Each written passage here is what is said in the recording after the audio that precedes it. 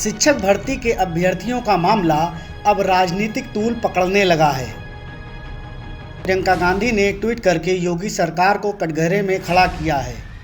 आपको बता दें कि 69,000 शिक्षक भर्ती में 22,000 सीटों को जोड़ने की मांग को लेकर अभ्यर्थियों ने 21 अक्टूबर को महाधरना किया था और कमेटी की रिपोर्ट के लिए अफसरों का घेराव किया था, जिसके बाद 61 अभ्यर्थियों को पुलिस ने गिरफ्तार किया था, जिनकी रिहाई की मांग अभ्यर्थी और अभिभावक योगी सरकार से कर रहे हैं। लाल बहादुर शास्त्री ने कहा था कि जय जवान जय किसान। आज जो जवान हैं वह योग्य होते हुए भी मजबूर हैं और जेल की सलाखों के पीछे बंद हैं। यह कहाँ का न्याय है? कम से कम यह तो जानने की कोशिश होनी चाहिए कि आखिर आप किस आधार पर जो है आप अपनी मांग रख रहे हो और क्यों इस तरह से इतने दिनों से धरना प्रदर्शन हो रहा है। कोई भी व्यक्ति, जिम्मेदार व्यक्ति सरकार की तरफ से अगर हम लोगों के बीच में आया होता, अपनी मांग को, अपनी बात को रखा होता, तो हो सकता है कि दोनों तरफ से बातचीत होती, बात आगे बढ़ती और हम लोगों की जायज़ मांगे आज तक पूरी हो गई होती। यह नौबत ही नहीं आती।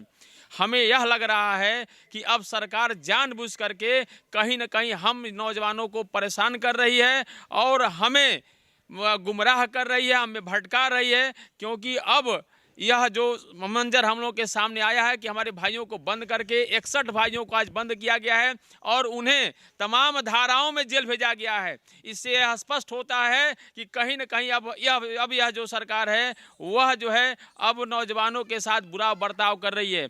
हमारे माननीय मुख्यमंत्री जी योग्यता के पक्षधर रहे हैं और हमेशा उन्होंने योग्यता की बात कही है और आज योग्य अभ्यर्थी सरकार के द्वारा निर्धारित मानकों पर उत्तीर्ण होते हुए भी आज 4 महीने से अधिक समय से धरना देने को विवश हैं।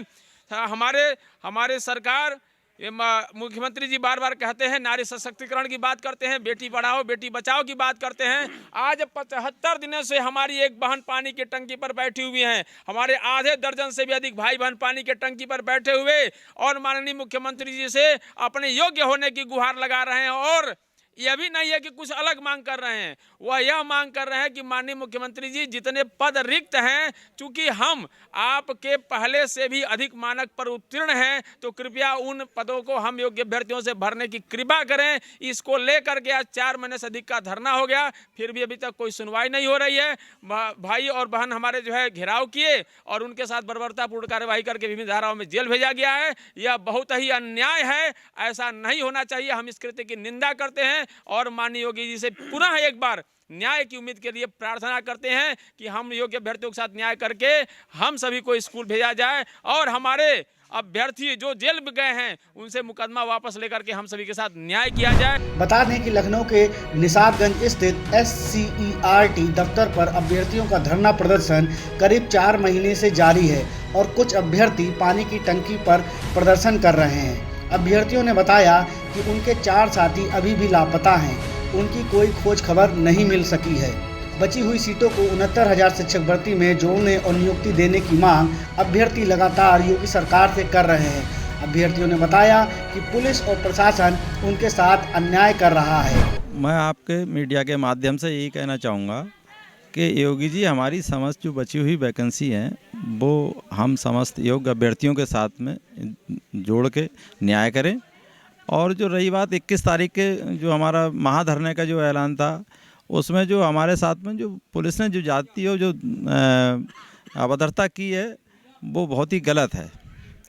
और हमारे साथ में वहाँ पर योगी जी के सिपाहियों ने ऐसा जो है हाल कर दिया, मार मार के वहाँ पर जो है तांडव बना दिया, पूरा दौड़ा दौड़ा के मारे। ये कहाँ का न्याय है, कहाँ का लोकतंत्र है? हम किस लोकतंत्र में जी रहे हैं? ये कहीं ना कहीं योगी जी को सोचना चाहिए। अरे हमारे साथ में न्याय करें, बची हुई वैकेंट सीटों को, सिंपल सी बात है, सरकार जोड़ के हम 22,000 सीटों के लिए यहाँ बैठे हुए हैं, धरना दे रहे हैं 4 महीने से। कोई भी कर्मचारी अधिकारी कोई आज तक हमारी बातों को सुनने के लिए नहीं आया। जब चुनाव का समय आया था तो हम लोग वही युवा थे जिन्होंने बहुत सारे सपने देखे थे, बहुत सारे सोच देखे थे और इस बीजेपी को हम लोग जो है प्रचंड बहुमत से जो है ले करके आए थे कि कुछ समाज में खास होगा और कुछ युवाओं के लिए बहुत कुछ खास करने वाले हैं। लेकिन एक वो समय था जब इन्होंने विधानसभा में व्यथित मन से कहा था कि जो है हमारे पास बड़ी वैकेंसियां हैं, लेकिन हमारे पास आज योग्य जो है अभ्यर्थी नहीं है, योग्य युवा नहीं है कि जो हमारे सपने थे कि हम अपने इस उत्तर प्रदेश को सर्वोत्तम प्रदेश बनाएंगे और शिक्षा में जो है अमूलभूत परिवर्तन कर सकें। हम युवाओं ने जो है इस चुनौती को स्वीकार किया और सरकार द्वारा निर्धारित सारे मानकों को पूरा किए थे और जो है इनके द्वारा निर्धारित सीटों से कहीं ज़्यादा मतलब हम लोग पास हो करके दिखाए।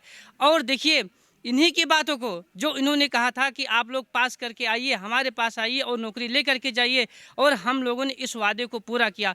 और आपके माध्यम से हम अपने सीएम जी से ये कहना चाहते हैं कि आप अपनी बातों को याद कीजिए, और यदि अब आप अपनी बातों को पूरा नहीं कर सकते हैं, अपने वादों को पूरा नहीं कर सकते हैं, तो खुले मंच से बोलिए कि हम अपने जो है जुबान को वापस ले रहे हैं और हमने कहा था वो झूठा कहा था, हमारे पास कोई वैकेंसी नहीं है और हम आप लोगों को जो है नियुक्त नहीं कर सकते हैं। और इन सारी समस्याओं का एक ही जो है समाधान है।